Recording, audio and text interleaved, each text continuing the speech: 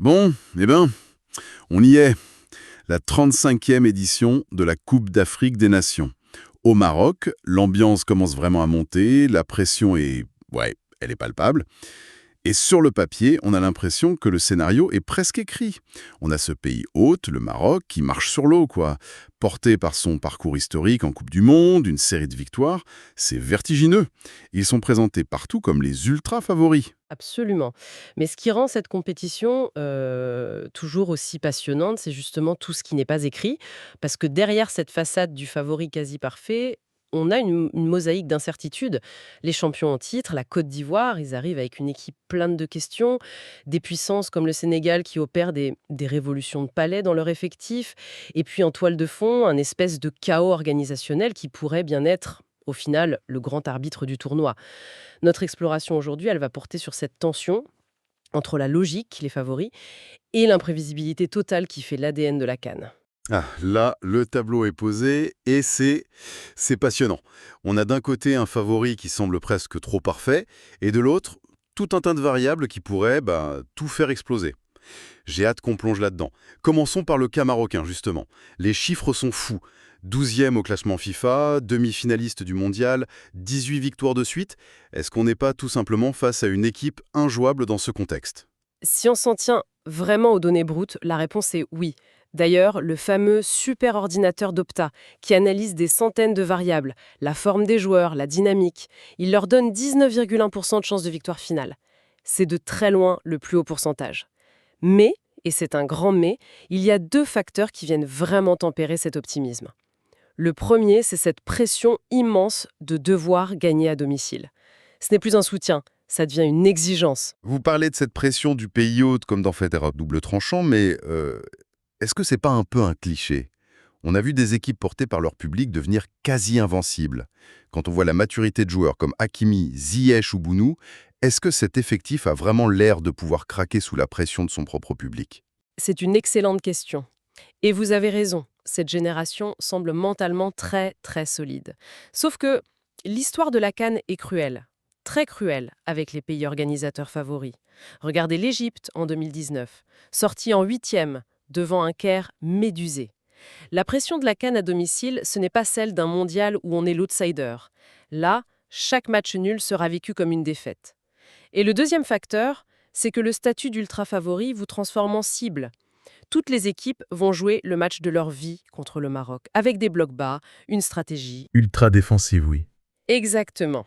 Le défi ne sera pas seulement technique, il sera de trouver la clé, match après match, contre des équipes qui n'ont absolument rien à perdre. C'est un très bon point. Le Maroc va devoir affronter 23 forteresses en quelque sorte. Alors, si le favori désigné est aussi la cible numéro un, qui sont les mieux placés pour en profiter? Parmi les autres géants, on pense au Sénégal, à l'Égypte, l'Algérie, le Nigeria. Lequel vous semble mieux armé? Pas sur le papier, mais en termes de dynamique, pour déjouer ses pronostics. C'est là qu'on voit un vrai choc des philosophies. Prenez le Sénégal, champion en 2021, ils pourraient capitaliser sur ce statut, mais non, ils font le choix inverse, une transition, une prise de risque. L'Algérie de Mahrez, elle, est dans une quête de rédemption. Elle doit retrouver cette magie de 2019 après deux tournois complètement ratés. Le Nigeria, alors eux, ils ont une puissance de feu offensive phénoménale. Osimhen, Boniface, Lookman. C'est incroyable.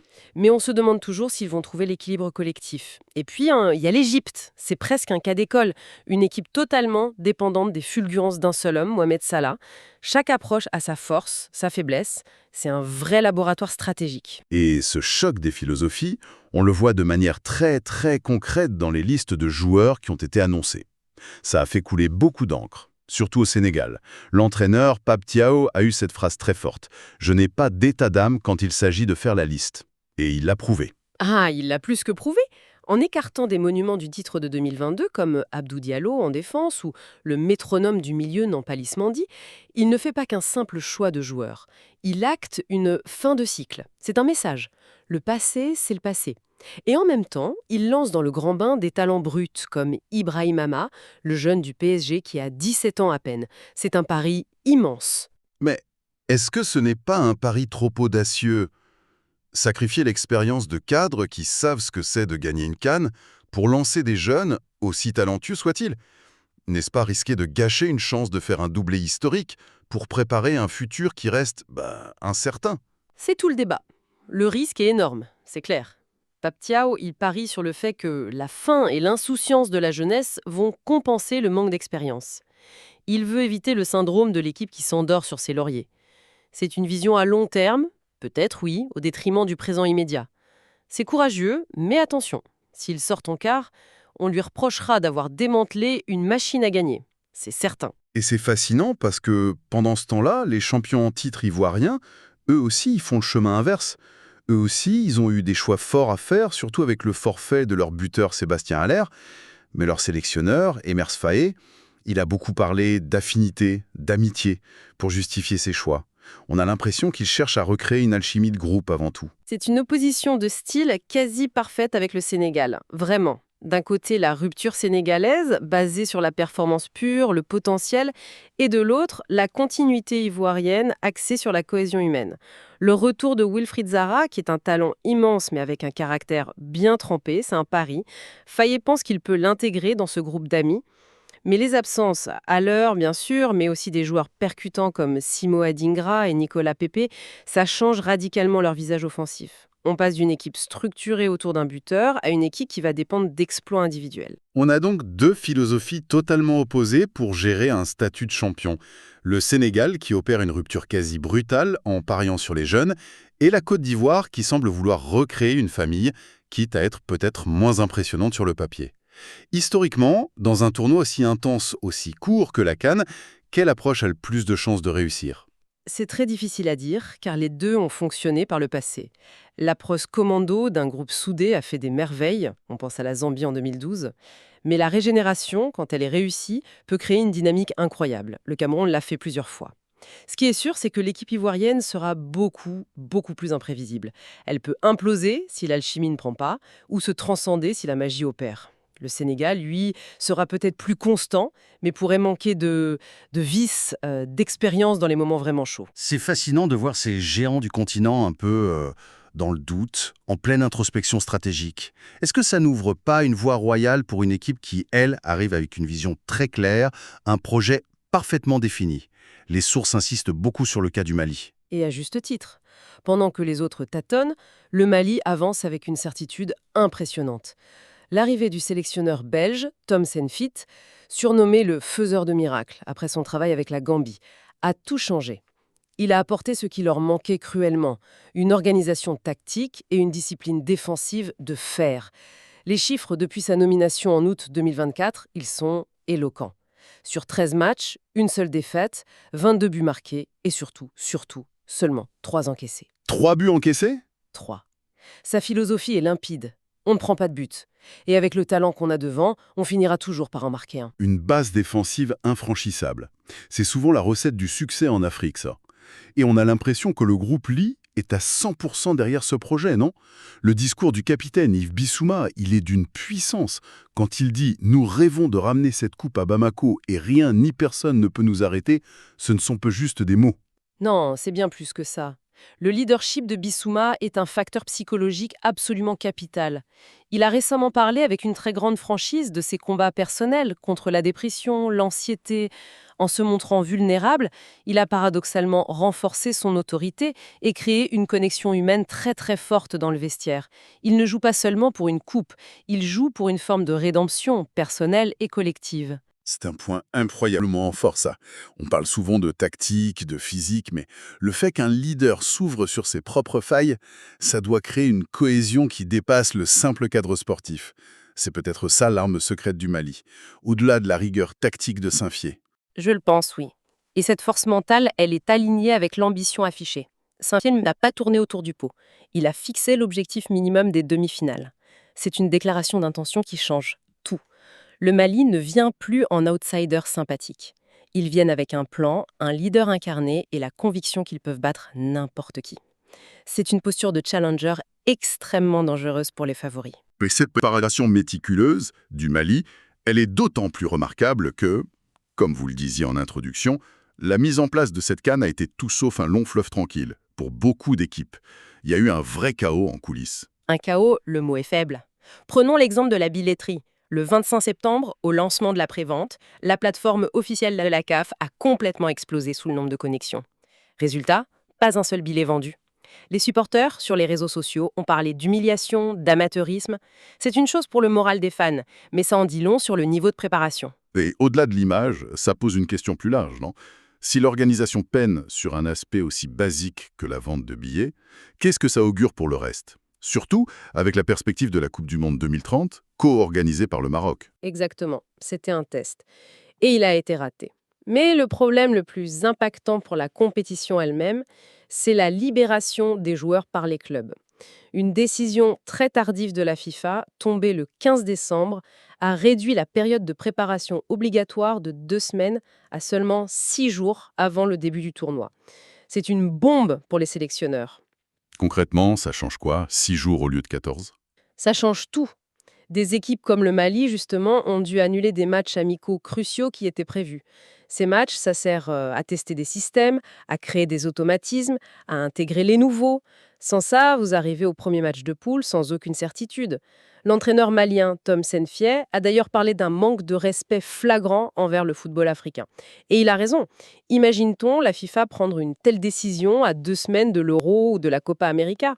C'est difficile à imaginer, en effet. Et au final, à qui profite ce chaos? Qui sont les gagnants et les perdants de cette préparation tronquée? C'est ça, la question clé. Ce manque de préparation agit comme un grand égaliseur.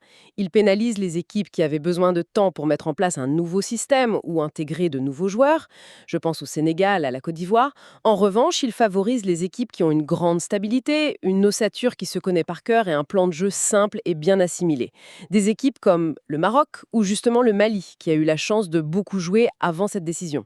Ça pourrait bien niveler les valeurs et rendre les surprises encore plus probables. Si on résume la situation, c'est un tableau incroyablement contrasté. On a le Maroc, favori logique, mais avec une pression monumentale et une cible dans le dos. On a les anciens vainqueurs, le Sénégal et la Côte d'Ivoire, en pleine crise identitaire. Et on a ce challenger, le Mali, qui semble arriver avec une préparation et une confiance optimale, presque à contre-courant du désordre ambiant. C'est exactement ça. Et ce désordre, ce temps de préparation raccourci, ça pourrait être le facteur X. Il va récompenser la résilience, la cohésion et l'intelligence tactique plus que le talent pur. Les équipes qui pourront s'adapter le plus vite à ces conditions auront un avantage décisif. On pourrait voir des favoris peiner physiquement et tactiquement en début de tournoi. Et se faire surprendre. Et se faire surprendre, oui. Alors, pour conclure, les sources qu'on a analysées mettent logiquement en avant les grandes stars. Salah, Mané, Hakimi, Osimhen, on s'attend à des coups d'éclat. Mais vous semblez dire que la clé de ce tournoi, elle se situe peut-être ailleurs. Je pense que oui. L'histoire de la CAN nous le rappelle constamment. C'est un tournoi qui se gagne rarement sur l'éclat pur. Les matchs à élimination directe, ce sont des guerres de tranchées tactiques, des combats d'une intensité folle qui se jouent sur un détail, et très, très souvent sur le score de 1-0. Alors que le coup d'envoi approche, la question qui me fascine, c'est la suivante. Est-ce que cette 35e édition sera l'exception? Celle remportée par le génie d'un seul homme qui transcende son équipe? Ou au contraire, sera-t-elle la confirmation de la règle? Le triomphe de l'équipe la plus disciplinée, la plus solidaire? Celle qui aura le mieux maîtrisé cet art si particulier de la victoire à l'arraché, loin des feux des projecteurs braqués sur les superstars? La réponse, on l'aura dans quelques semaines, et elle s'annonce passionnante. Ça y est, on y est presque. La Coupe d'Afrique des Nations 2025 au Maroc, ça approche à une vitesse folle. Et l'ambiance, elle, commence déjà à monter. Et ce qui est intéressant, c'est qu'avant même le tout premier coup de sifflet, la première grande bataille a déjà commencé. Pas sur le terrain, non, mais sur le papier, avec l'annonce des fameuses listes de joueurs. C'est la grande question, n'est-ce pas ? Comment est-ce qu'on construit une équipe pour aller chercher le titre? Eh bien, on va voir que chaque sélectionneur a sa propre petite idée, sa propre recette. Et ces listes de joueurs, ce sont bien plus que des noms sur une feuille. C'est le premier coup de poker, le premier vrai coup tactique qui va donner le ton pour toute la compétition. Oui, avant les dribbles, les tacles, les buts incroyables, tout, absolument tout, commence avec cette fameuse liste. C'est fou d'y penser, non? C'est là-dessus que reposent tous les espoirs d'une nation. C'est la toute première pierre de l'édifice qui mène à la victoire, ou bien sûr à la déception. Bon, alors, plantons un peu le décor. C'est parti pour la 35e édition de la CAN. Et cette année, c'est au Maroc que ça se passe. Imaginez un peu le cœur du football africain qui va battre là-bas. On a 24 équipes sur la ligne de départ, toutes prêtes à en découdre pour décrocher le Graal continental. L'ambiance, ça, c'est sûr, elle va être absolument électrique. Allez, un petit coup d'œil rapide sur le calendrier pour bien tout avoir en tête. Le coup d'envoi, c'est le 21 décembre 2025. La phase de groupe, elle, se termine pile le 31 décembre. De quoi fêter le nouvel an en sachant qui continue l'aventure. Et puis le grand rendez-vous, la finale, c'est le 18 janvier 2026. Bref, le marathon est bel et bien lancé. Allez, on rentre dans le vif du sujet avec notre premier cas d'école, le Sénégal, les Lions de la Teranga. Et là, le sélectionneur, Pape Thiaw, il a été très clair dans sa stratégie, on mise sur la continuité. C'est une formule qui a fait ses preuves. C'est rassurant, oui, mais ça pose tout de suite une question. Est-ce qu'à force de s'appuyer sur les mêmes piliers, on ne risque pas de devenir un peu trop facile à lire pour l'adversaire? Et quand on regarde la liste sénégalaise, il y a des noms qui sautent aux yeux, forcément. Sadio Mané, Kalidou Koulibaly, Edouard Mendy, Idrissa Gueye, on parle là de la véritable colonne vertébrale de l'équipe. C'est une génération dorée, et pour plusieurs d'entre eux, attention, ça pourrait bien être le dernier grand tournoi continental. Leur arme numéro 1, c'est clair, c'est l'expérience. Et cette phrase, une continuité assumée, elle résume tout parfaitement. C'est exactement ça. Il n'y a pas de révolution de palais, pas de grand chamboulement, juste une confiance renouvelée dans un groupe de joueurs qui se connaissent par cœur, qui ont tout vécu ensemble. L'idée, c'est que leur cohésion est leur plus grande force. Le revers de la médaille, évidemment, c'est le risque d'être prévisible. Un coach adverse un peu malin pourrait savoir exactement comment les contrer. Mais attention, ce serait une grosse erreur de penser que le Sénégal ne regarde que dans le rétroviseur. Pas du tout. D'abord, le coach a été malin. Il a pris une liste élargie à 28 joueurs. Ça, c'est pour se couvrir en cas de pépins physiques, de blessures. Et surtout, il y a une injection de sang neuf. On voit arriver des champions U20 et même un petit prodige, Ibrahim Baye, qui n'a que 17 ans. C'est un message très fort. On joue pour gagner maintenant, mais on prépare déjà demain. C'est un équilibre super intéressant. Bon, on quitte la prudence sénégalaise et on fait un virage à 180 degrés pour aller voir ce qui se passe du côté du Mali. Parce que là, l'atmosphère est complètement différente. Fini la continuité, bonjour l'ambition. Une ambition même dévorante. Et avec elle, des choix de coach qui ont fait et qui font encore beaucoup de bruit. Oui, le sélectionneur Tom Samphiet, il n'a pas fait dans la dentelle. Il a fait des choix forts. Le premier, c'est le retour d'Yves Bissouma, un joueur hyper talentueux mais qui était au cœur d'une polémique. Le rappeler, c'est un pari. Et à côté de ça, il s'appuie sur des mecs en pleine bourre, comme Lassine Sinayoko d'Auxerre en attaque, ou le meneur de jeu de Brest, Kamori Doumbia, pour apporter de la créativité. Et cette déclaration du coach, elle est limpide. Notre objectif minimum est d'atteindre les demi-finales. Voilà, c'est dit. Pas de langue de bois, pas de faux semblants. L'objectif est fixé, il est très élevé, et ça met une pression énorme sur les épaules des joueurs. C'est une façon de dire on est là pour marquer l'histoire, pas pour faire de la figuration. Mais c'est là que ça devient vraiment intéressant et même controversé. Pour faire de la place, le coach a écarté des joueurs majeurs. On parle de Mustapha Sangaré, qui est tout simplement le meilleur buteur malien en Europe cette saison, ou encore de Moussa Silla de Schalke 04. Forcément, ça a créé un énorme débat. C'est un pari risqué, un véritable coup de poker. Soit ça marche et le groupe se soude comme jamais, soit ça crée des tensions et l'équipe explose en plein vol. C'est qui tout double. Donc, si on résume, on a vraiment deux philosophies qui s'opposent. C'est presque caricatural. D'un côté, le Sénégal avec la carte de la sécurité, de l'expérience, de la continuité. Le risque, c'est d'être prévisible. De l'autre côté, le Mali avec la carte d'audace, du sang neuf, de la prise de risque maximale. Le danger, c'est de tout faire dérailler. C'est fascinant de voir ces deux stratégies se dessiner. Bon, c'est bien beau de parler de liste et de philosophie, mais au final, la seule vérité, c'est celle du terrain. Alors, voyons un peu ce qui attend nos deux équipes pour leur premier pas dans la compétition. Comment ces stratégies vont-elles résister à l'épreuve du feu? Et là, disons-le tout de suite, le tirage au sort n'a pas été tendre. Pour le Mali, c'est le groupe A, avec rien de moins que le Maroc, le pays hôte. Autant dire que ça va être chaud. Il y a aussi la Zambie et les Comores, c'est un groupe très relevé. Pour le Sénégal, c'est le groupe D, c'est costaud aussi avec la RD Congo, le Botswana et le Bénin. Clairement, il n'y aura pas de match facile. Et le premier verdict du terrain, il arrive tout de suite. Le 22 décembre, le Mali et sa stratégie audacieuse se frottent à la Zambie. Dès le lendemain, le 23, c'est au tour du Sénégal et de sa vieille garde de se mesurer au Botswana. C'est là qu'on aura nos toutes premières réponses. Est-ce que les paris des coachs vont commencer à payer? Finalement, on en revient toujours à cette même question. Pour aller au bout, pour conquérir un continent, quelle est la bonne formule? Est-ce que c'est la sagesse, l'expérience d'un groupe qui a tout connu? Ou est-ce que c'est l'audace, le grain de folie d'une équipe qui veut tout renverser? On a 2 nations, 2 chemins différents, mais à la fin, un seul et même objectif, le trophée. La phase de groupe va nous donner quelques indices, c'est sûr. Mais la vraie réponse, on l'aura dans les matchs à élimination directe, ceux où on n'a plus le droit à l'erreur. Alors, qu'est-ce qui va l'emporter ? La force tranquille d'une stratégie éprouvée ou bien le pari fou d'une équipe qui tente le tout pour le tout ? Le spectacle ne fait que commencer et franchement, il s'annonce passionnant.